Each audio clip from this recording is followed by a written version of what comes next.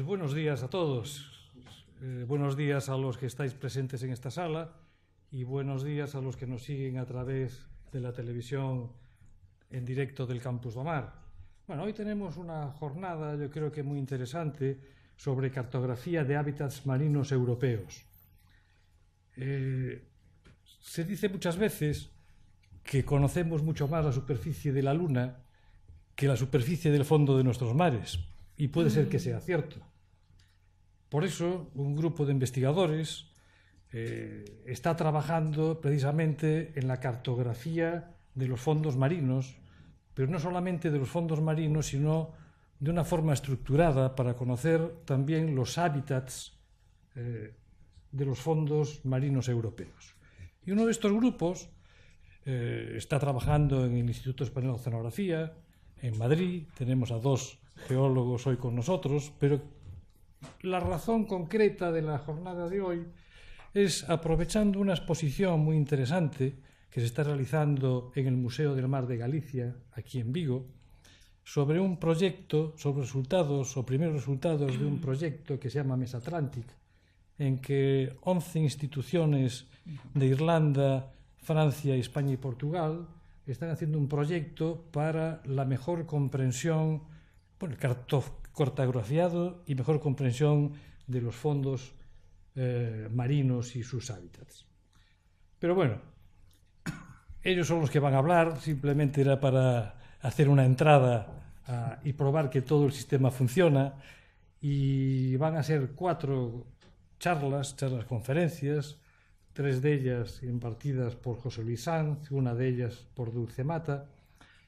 Y lo que sí quiero comentaros a todos los que estáis presentes, como los que están en la televisión en directo, es que se puede interactuar con estas charlas, es decir, que se pueden enviar comentarios o se pueden enviar preguntas que serán respondidas en su caso al final de las conferencias.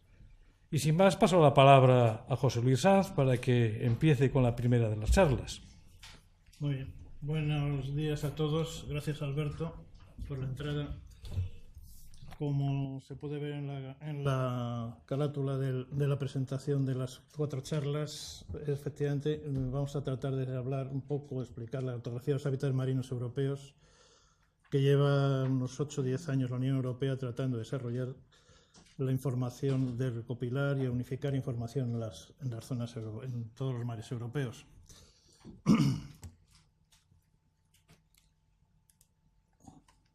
La primera charla es la cartografía de los hábitats marinos europeos, su necesidad, metodología y problemas.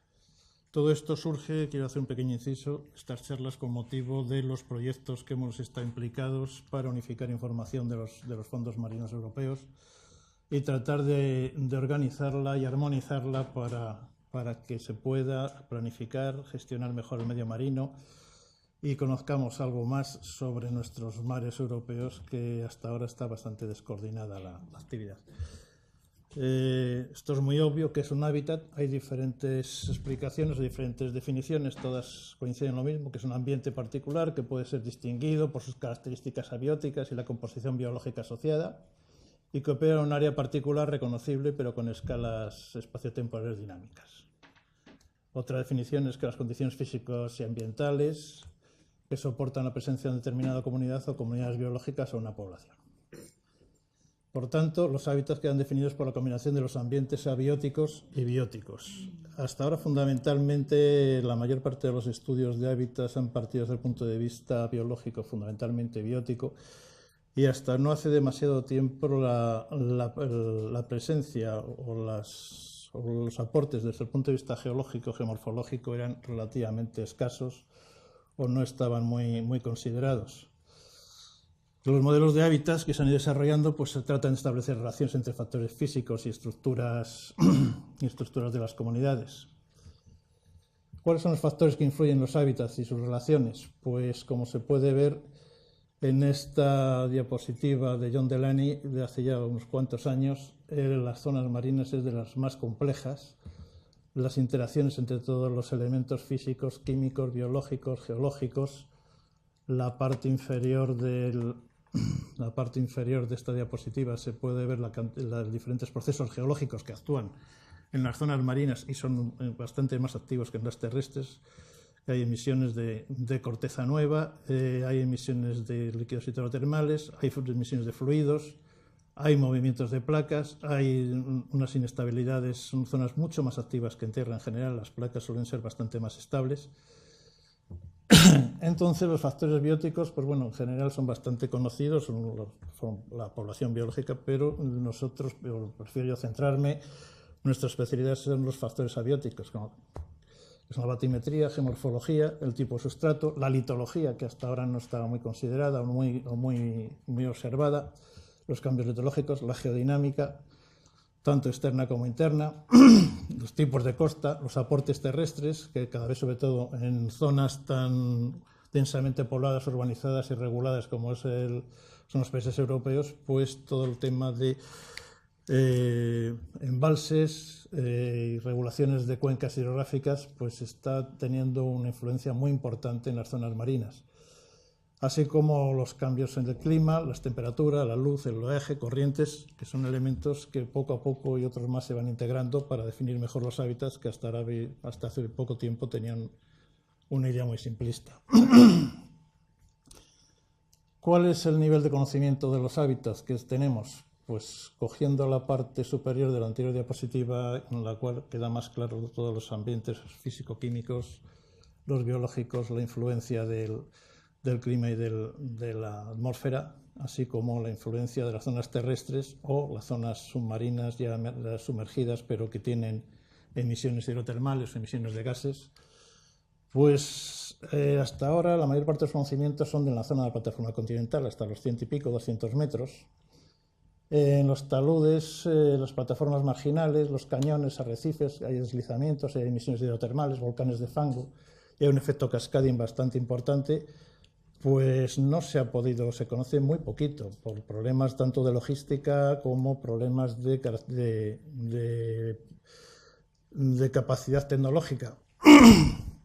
Y de hecho, incluso en la plataforma continental, que es la más completa en su conocimiento, pues hay zonas muy vacías, no se sabe muy bien a veces la influencia de la salida de grandes ríos o de zonas torrenciales donde la variación es estacional de las salidas. Y en los fondos abisales, las cordilleras, que tienen fluidos hidrotermales, y hay otras emisiones, chimeneas, en fin, pues el conocimiento resulta que también es francamente escaso.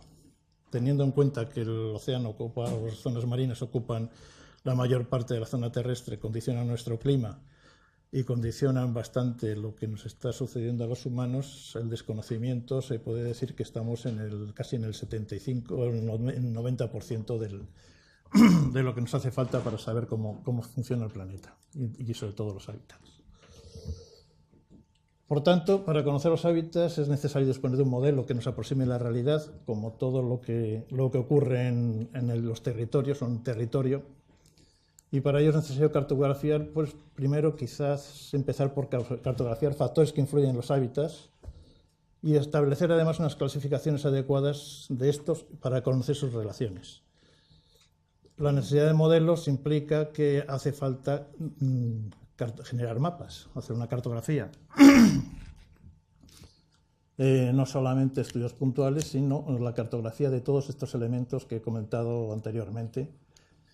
En cuanto a qué necesidad tenemos de conocer estos hábitats, pues son áreas de reproducción y cría de muchas especies, ayudan al mantenimiento de la biodiversidad, el conocer la estructura.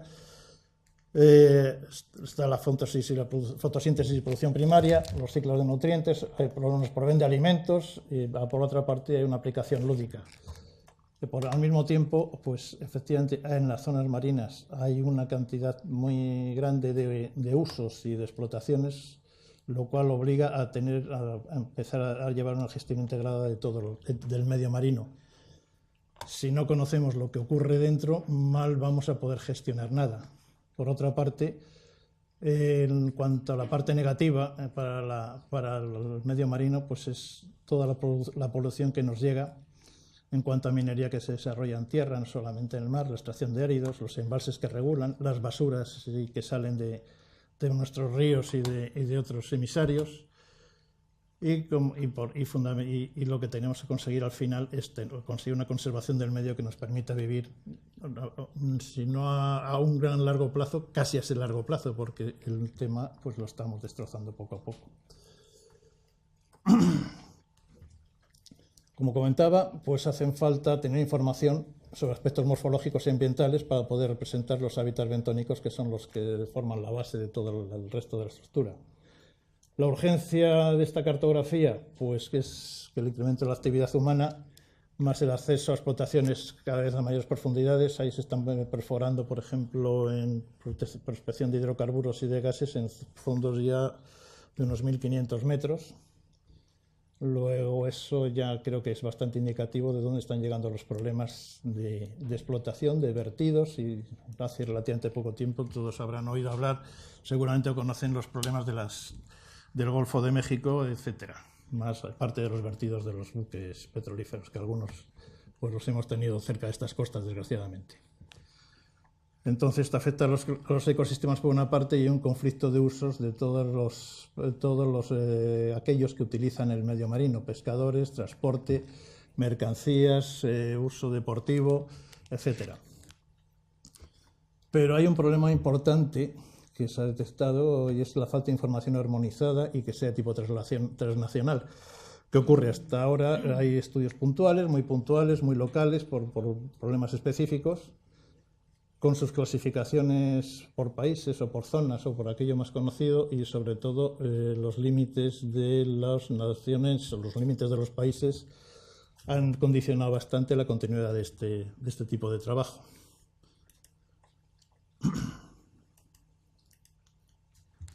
Como métodos para estudiar, identificar y cartografiar los hábitats marinos, pues actualmente la metodología que se sigue son estudios con sonda multihaz, tiene la profundidad, los geohábitats, unidades geomorfológicas, otros derivados, otra información derivada que se saca de ahí, pendientes de grandes diferencias de zonas de cañones, zonas de deslizamientos, etc. Vídeo y fotografía, que permite identificar hábitats y la presencia de determinadas especies, la obtención de muestras biológicas con su identificación de especies y las especies bioconstructoras que existen, los listados. La oceanografía física aporta los conocimientos sobre dinámica y criterios de energía que en la clasificación UNIS forman parte de la estructura que se está considerando. Y esta es la interrelación que existe entre los diferentes elementos o los diferentes puntos de información que se obtienen a la hora de terminar de conseguir un estudio completo, exhaustivo y cartografiar los hábitats, que es lo que se pretende en definitiva para saber hasta dónde alcanzan, dónde cambian y cuáles son las características. Como metodologías de aproximación de los estudios geofísicos, mejor dicho, la geofísica ha empezado a trabajar de forma importante para desarrollar la infraestructura de base, la información base, a base de multihaz y zonas de barrido lateral, sobre esa que correspondería a los niveles 1 y 2 de EUNIS, de la clasificación de EUNIS, que es la clasificación europea. Aportan información para los niveles 1 y 2, parte del 3, y luego por los niveles 4, 5, 6 o más ya habría que pasar a un muestreo directo, un conocimiento directo, que son el vídeo, la fotografía, la televisión submarina o los muestreadores de fondo, o sea, toma de muestras. Esta última aportación, o este último que menciona, la toma de muestras o la observación directa, pues permite confirmar interpretaciones anteriores y al mismo tiempo delimitar o conocer algunas cosas, algunos aspectos imperceptibles con las otras metodologías que son de cobertura amplia, pero mucho más groseras en su calificación. Pues desgraciadamente estas técnicas, pues claro, son puntuales o se hacen en transectos relativamente cortos, pero bueno, combinando todas se pueden hacer extrapolaciones, combinando resultados de muestreo directo y técnicas geofísicas. El muestreo que se hace en cuanto a la biología, pues se está trabajando haciendo muestreos multisistema, utilizado diferentes tipos de redes según la situación de que las poblaciones que se quiere muestrear, tipos de arrastres diferentes, la toma de muestras del fondo con dragas tipo Hammond, fotografía y televisión, dragas de roca o otro tipo de redes que pueden coger la parte más superficial de las zonas elevadas. Un ejemplo de todo esto que estamos, como estoy comentando, es los trabajos que están desarrollando el Instituto Español de Oceanografía con el proyecto Indemares en la zona, en el Cachucho. Se ha estado trabajando, que ya está terminado y se ha reconocido como área marina protegida, en la zona del Cañón de Avilés y en el banco de Galicia, en la parte norte de España. En el sur se está trabajando de forma similar en el Golfo de Cádiz, con la zona de Chimeneas, y en Canarias, en el Banco de la Concepción. Entonces, este es un ejemplo de la aproximación sucesiva. Este es el Cañón de Avilés, la batimetría levantada con multihaz. Sobre esa batimetría se ha delimitado trabajando con la geomorfología, pues las zonas de influencia de cañones, dónde están cañones principales, las zonas más o menos llanas, la llanura abisal, la pendiente del talud, los cambios de pendientes más agudos, más suaves, la plataforma continental, su límite, que hasta ahora eran las zonas, sobre todo la plataforma continental, como he mencionado antes, la zona más conocida y más fácil de acceder, para posteriormente, a partir de los datos de batimetría, de geomorfología, de iluminación, de corrientes, etcétera, comenzar a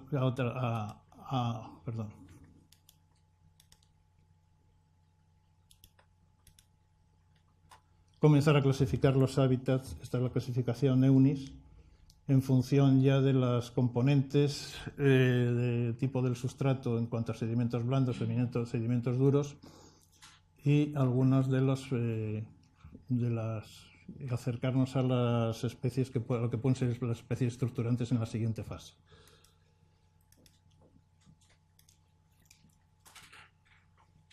En el nivel 2 de EUNIS estaríamos aquí, se ve en la parte superior de la plataforma, pues aquellas zonas de cerca litoral, sublitoral o las zonas profundas.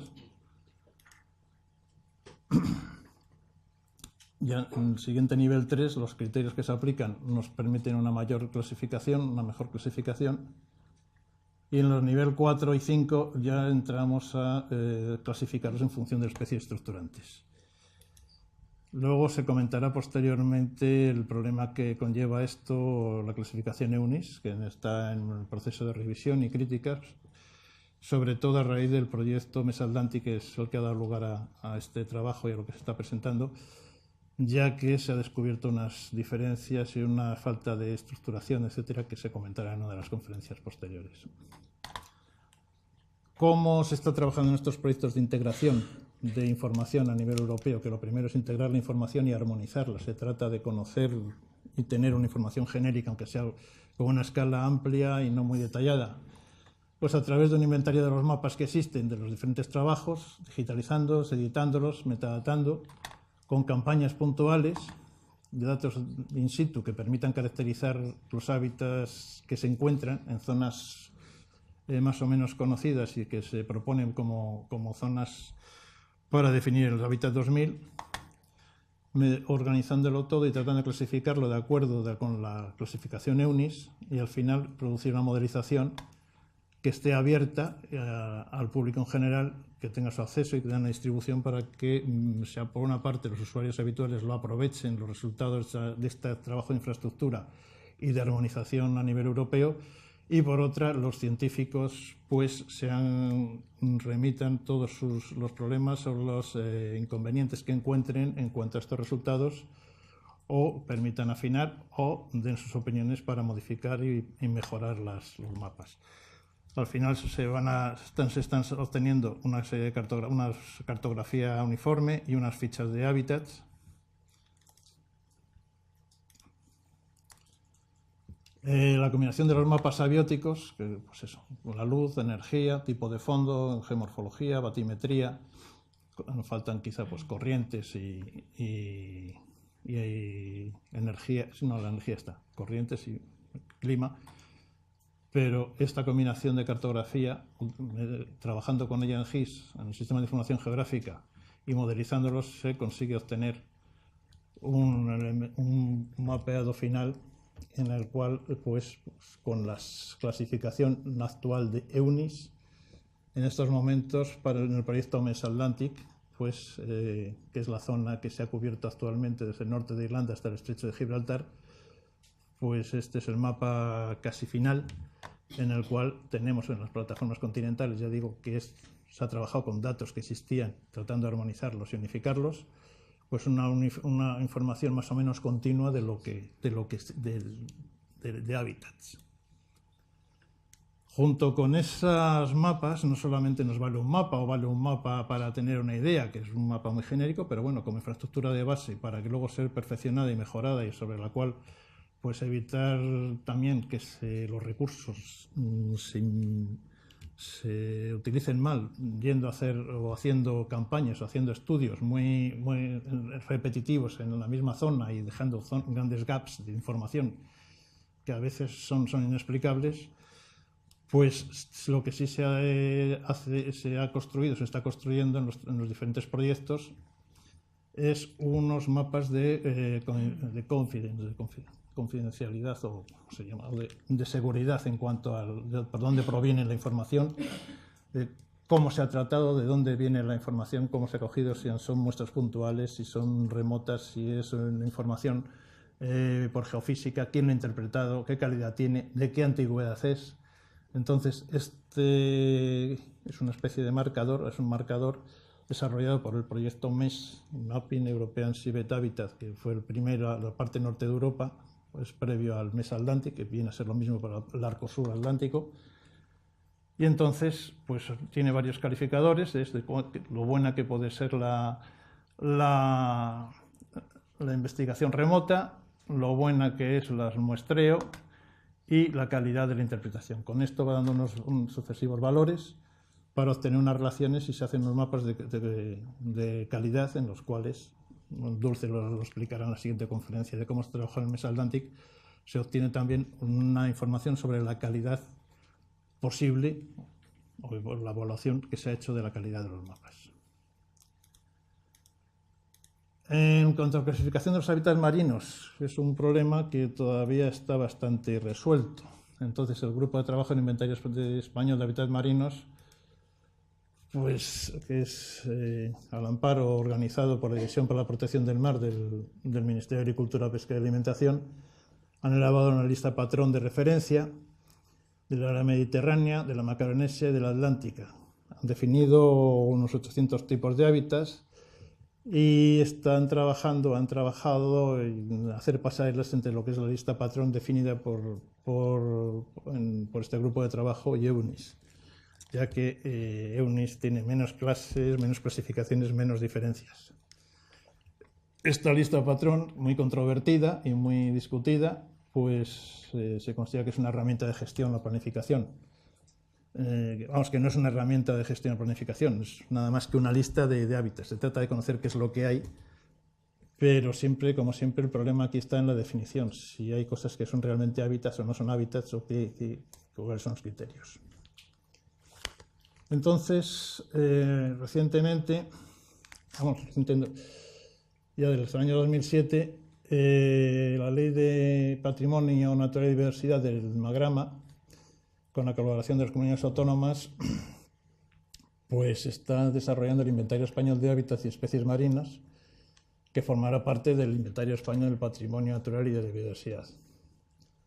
El objetivo es posibilitar la asignación a cada hábitat incluido en el citado inventario de su homólogo y su relación con el sistema UNICH, con los hábitats de interés comunitarios contenidos en el anexo 1 de la ley esta 42/2007, de los lugares de interés comunitario, de los LICs, su relación con los sistemas naturales marinos contenidos en la red de parques nacionales, la clasificación con los tipos de hábitats marinos de la región mediterránea y con la lista de hábitats amenazados por el buen declive del convenio OSPAR. En esta dirección web se puede acceder a esta información. Esto es un trabajo bastante importante que, como se ve, son pasarelas entre diferentes clasificaciones, y el problema está en definirlas bien las diferentes clasificaciones, ver qué es lo que se acepta. Yo la verdad es que estas clasificaciones, yo lo miro como especialista en geología, a mí me sorprenden algunas cosas porque están cruzados elementos, ¿no? Entonces, en Europa, ¿qué es lo que se está utilizando? La clasificación EUNIS, que es el European Natural Information System, y son el conjunto de unidades de hábitats de referencia en Europa con descripciones y clasificaciones jerárquicas comunes. Pero está basado en clasificaciones que se han desarrollado para el norte de Europa, fundamentalmente el Mar del Norte y el Mar Báltico. Eso, como veremos a continuación, tiene un problema importante, es que el Mar del Norte no deja de ser una plataforma continental, o no deja de ser, no, es una plataforma continental enorme, fundamentalmente de fondos blandos, y no tiene nada que ver con el arco suratlántico europeo, ni con el Mediterráneo, ni con el Mar Negro, ni con el Mediterráneo oriental ni occidental. Entonces ya de entrada hay un problema serio. Ha sido desarrollada por la Agencia Europea de Medio Ambiente y cumple pues, con la Directiva Hábitats, la del Marco del Agua, con las normas de ISPIRE y con la Directiva de Estrategia Marina Europea. ¿Cuál es la estructura de la clasificación EUNIS? Pues tiene 6 niveles, 7. Normalmente en todas las clasificaciones se llega al nivel 4 con dificultad, el nivel 3 donde entra energía, o sea, sustrato, partiendo del sustrato, ya hay una división inicial en la jerarquía que son o rocas o sedimentos. En la siguiente fase, en las rocas, se considera la energía y la exposición a la luz. En cuanto a los sedimentos móviles o los sedimentos, pues características de los sedimentos, su profundidad, entre la profundidad, la exposición también. Y en el nivel 3, con eso pasamos al nivel 3, y del nivel 3 al 4, en rocas se habla de biología, mientras que en los sedimentos hablamos de sus características sedimentológicas, otra vez de profundidad, de litología, de situación de dónde están los sedimentos, cerca de costa, lejos, tal, estamos hablando ya de zonas biogeográficas. En el nivel del 4 al 5 se buscan especies estructurantes, pero cuando se trabaja sobre sedimentos, en la otra parte ya aplicamos unas condiciones más estrictas y se puede llegar incluso a un nivel 6 en zonas de arenas. Entonces, esta distorsión de rocas o sedimentos, que es la base con la que empieza la jerarquía, pues hombre, está ya de entrada es un problema importante, no solamente con el que comentábamos anteriormente del norte de Europa. Ventajas de EUNIS, pues la unificación de criterios a nivel europeo, que es necesario clasificar los hábitats, y la clasificación teóricamente es jerárquica, y lo cual ayuda a un cartografiado bionómico. Pero, ¿cuáles son las desventajas? Pues que los hábitats, como comentaba, están descritos para los mares septentrionales. En el Atlántico Ibérico y Canarias funcionan relativamente bastante mal, y en el Mediterráneo no tiene nada que ver. Faltan numerosos hábitats que se identifican en los mares del sur de Europa, pero en el norte no existen. Por tanto, por otra parte, la clasificación no es jerárquica, puesto que la profundidad en fondos blandos, como comentaba, junta al circalitoral con infralitoral en una sola categoría. El sustrato se incluye a nivel diferente los fondos rocosos y los fondos blandos, nivel de INIS 2 o INIS 3, el hidrodinamismo solo se incluye en los fondos rocosos, la dinámica, en los fondos sedimentarios no se considera. Hay distintos tipos de niveles de agregación en INIS 5, porque no se consideran los cañones, los canales o las praderas. Y hay diferentes tipos de nivel de detalle en la clasificación, pues hay, como se pone aquí, 20 tipos de bosques de laminarias, pero que dependen y cambian en función del oleaje, que no se considera muchas veces, o la composición de especies acompañantes. Hay comunidades incluidas, pero que no están descritas. Y otro problema es dónde incluir hábitats que aparecen en más de un tipo de fondo. Aparecen en rocas y aparecen en sedimentos. Entonces ya la cosa se sigue, como se ve, la clasificación EUNIS, que ha tenido unos años gloriosos, pues está un poco en discusión. Fundamentalmente esta puesta en cuestión pues proviene sobre todo de... Perdón. proviene de los dos, tanto de este proyecto de Mesa Atlantic como uno anterior en el que también participamos, que era el EUSIMAP, y en el cual en el EUSIMAP se estaba haciendo los mapas de hábitats de la zona del Mar del Norte, Mar Báltico y del Mediterráneo. Entonces, los que estamos en el sur, pues fuimos planteando estos problemas que no encontrábamos.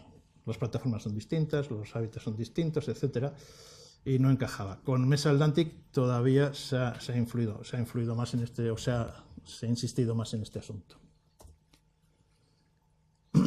¿Cuáles son entonces los problemas de aplicar los EUNIS a los mares del sur? Y los mares del sur a partir de la Finisterre francés hacia el sur y este de Europa, pues es por su origen, que es septentrional. Hay unas variaciones importantes de clima y de sustrato, del norte al sur de Europa. Ahí es muy difícil llegar a los niveles superiores porque cada uno considera determinadas especies estructurantes que a veces aparecen en unos tipos de fondos y otras en otros. Y hay problemas sobre todo en la clasificación de los sedimentos cuando se trabaja en unas zonas o en otras. Lo veremos más adelante, que utilizando el triángulo de Fold a la hora de hacer las clasificaciones para determinar los sedimentos sobre los que se asientan determinados hábitats, no se pueden emplear los mismos en el norte de Europa que en el sur que en el este. Los hábitats profundos están apenas considerados, no hay apenas clases. Las zonas de mayor dificultad, que son las profundas, las zonas profundas, pues hay muy pocos conocimientos y no se sabe ni qué parámetros emplear ni qué criterios. Comentaba lo de las clasificaciones de sedimentos. Bien, teóricamente, como se verá posteriormente, hay ya un mapa unificado continuo de hábitats desde el mar Báltico hasta todo el océano Atlántico, plataforma continental y Mediterráneo occidental. Para hacer eso se han considerado tres tipos con el mismo triángulo de Fold, tres distribuciones diferentes. ¿Por qué? Pues en el proyecto USEMAP, como decía antes, tuvimos que utilizar dos. Una para el Atlántico Norte y otra para el Mediterráneo. La razón es que en el Atlántico Norte tenemos entra en las composiciones, además de los sedimentos, la roca y el til. El til es un tipo de sedimento de zonas glaciares o periglaciares, que son fangos muy finos, con grandes cantos. Eso no existe apenas en el Mar del Norte y, por supuesto, no existe en el sur de Europa. Mientras que en el Mediterráneo, la posidonia, que es muy importante, pero las plataformas son muy estrechas, tuvimos que meterla en los sedimentos a la hora de hacer análisis para poder conservar ese tipo de hábitat, si no todas las zonas de posidonia desaparecían, porque solo hablamos sedimentos y luego ya hubo que cambiarla incluso de situación. Incluso la distribución dentro del triángulo de Fold, pues en el norte consideran solamente los sedimentos groseros, mixtos, arena y fango arenoso, y arena fangosa, perdón, y fango y arena y fango arenoso. En el Mediterráneo hubo que utilizar 5 clases, con otra diferencia también, estas diferencias también debidas sobre todo a que en la zona mediterránea existen importantes cañones, cosa que en la parte del norte de Europa, como trabajan en plataforma, no consideran que estén esos cañones. Tienen unos ríos muy grandes que sueltan muchos sedimentos. En el Mediterráneo la climatología es diferente, son torrenciales, sueltan sedimentos groseros, son irregulares y dan otro tipo de fondos, sedimentos que no tienen nada que ver con el norte. Cuando hemos pasado al Mesa Atlantic, que es el arco atlántico, desde el norte de Irlanda hasta el estrecho de Gibraltar, pues nos hemos encontrado que también habría 6 clases de sedimentos más la roca, evidentemente. Ha habido que hacer otra distribución porque a la vista de lo que los especialistas en biología estaban diciendo, pues había que poner un fango puro, prácticamente una arena pura, sedimentos groseros, mixtos y arenas fangosas, fangos arenosos. Es decir, se está trabajando sobre un sustrato que para clasificar a la hora de seguir, incluso bonificar hábitats, tiene diferentes características o se necesitan diferentes características. Entonces nos encontramos que está la clasificación EUNIS, que se está desarrollando, pero al mismo tiempo está la red Natura 2000 y está por otra parte las clasificaciones que hace la Comisión NORSPAR. Y aquí en esta zona tendríamos lo que es la ley del patrimonio natural y de diversidad, la lista patrón que comentábamos antes, o tal. Todo esto obliga a que hay que hacer pasarelas y los mismos bichos o las mismas comunidades o las mismas, como queramos llamarlo, porque yo ya estoy perdido con eso de hábitats, lo veo cada vez más. Entiendo lo que es, pero unificarlo veo difícil. Como visión desde fuera, como geólogo, no como biólogo, evidentemente, pues resulta que tiene diferentes clasificaciones y no hay una unificación clara, porque, por ejemplo, la arrendatura, pues esto es un poco incoherente. Bancos de arena cubiertos permanentemente, praderas de posidonia, sí, pero estuarios, llanos fangosos, lagunas costeras, arrecifes, estructuras submarinas causadas por gases. Pues no sé, estamos mezclando cosas creo que muy diferentes. Como ejemplo, pues este tipo de hábitat, según el código EUNIS, sería el A4.22 y el A5.611. Ya de entrada en EUNIS tiene dos clasificaciones, no puede ser nada más que una, luego pasa algún problema. En OSPAR es otra lista diferente y en la Directiva de Hábitats correspondería a un arrecife biogénico. Bueno, pues habrá que definirse por algo. Con este motivo, en el proyecto Mesatlántic, por estos problemas, se organizó un workshop en el año 2012, en abril de 2012, con en el que hubo 95 asistentes de varios países, 52 instituciones, 24 presentaciones orales, 12 pósteres y sobre todo se invitó especialmente y recogieron las opiniones y las discusiones representantes de la Agencia Europea de Medio Ambiente, que son los que han dado lugar a EUNIS, y del JNCC británico, que son los que han desarrollado más específicamente este tema, sobre todo David Connors, que será conocido para muchos de los asistentes o de los que vean la conferencia. Se puede conseguir los extras de la reunión en esta dirección web. Vale. Y como consecuencia de esa reunión, pues encontramos que había una serie de problemas comunes que todo el mundo estaba de acuerdo, se identificaron, que era la estructura de la jerarquía, que no estaba conforme, la fisiogeografía no se aplica bien, el sustrato pues tampoco entra bien en la clasificación EUNIS, la energía y la zonación biogeográfica no corresponde, la biología funcional también tiene sus problemas, se repiten, la biología en los niveles superiores pues no encaja, la terminología que se usa es reiterativa y a veces no se puede aplicar bien. Esto da problemas de mapeado y hay que desarrollar pues nuevas clases de hábitats, entre los cuales están los hábitats artificiales, que cada vez tiene más importancia, desgraciadamente, sobre todo en plataforma, debido a la cantidad de pecios, construcciones, en estos momentos granjas, no granjas marinas, están las granjas marinas que existen, pero además están, por ejemplo, los molinos de viento que están instalando en las zonas externas. Con esa declaración de intenciones, se hizo una declaración de intenciones y un compromiso por parte de la Agencia Europea de Medio Ambiente para seguir desarrollando EUNIS. El objetivo era para el 2012, todavía no se ha movido mucho el asunto, seguirá, o se está moviendo, pero será para el 13 o el 14. Se comentó y se preparó un proceso, se habló que se iba a preparar un proceso para la propuesta de nuevos hábitats y la actualización. Un formulario también para proponer nuevos hábitats y un mecanismo para una revisión y actualización de las nuevas propuestas. Hay un grupo de trabajo que está llevando adelante esto y están revisando todo este tema para cambiar incluso la organización de la estructura y de la jerarquía de EUNIS, cambiando los órdenes a ver si es posible, siguiendo esa metodología, tenerlo más claro. Pero sobre todo lo que hace falta son contribuciones por parte de la comunidad científica y que los gobiernos nacionales pues se pongan de acuerdo para trabajar todos en la misma dirección, ya que cada gobierno pretende hacer sus equivalentes a nuestra lista patrón o similar y hay problemas, cada uno ve lo que hay en su territorio, lo quiere afinar demasiado y entonces luego ya las pasarelas no valen. Así, por eso nosotros estamos con nuestras listas patrones o nuestro inventario de hábitats En Francia se lleva por otro camino. Los más avanzados o los que empezaron a mover este tema fue el Reino Unido para el Mar del Norte, que lo tenía muy facilito. Los países del Báltico han llegado a un cierto acuerdo, los noruegos van por otro camino. Y no sé yo si algún día llegaremos a tener una unificación real de este tema. Entonces, en la web del proyecto es esta que aparece arriba, el MES Atlantic, y muchas gracias por la atención.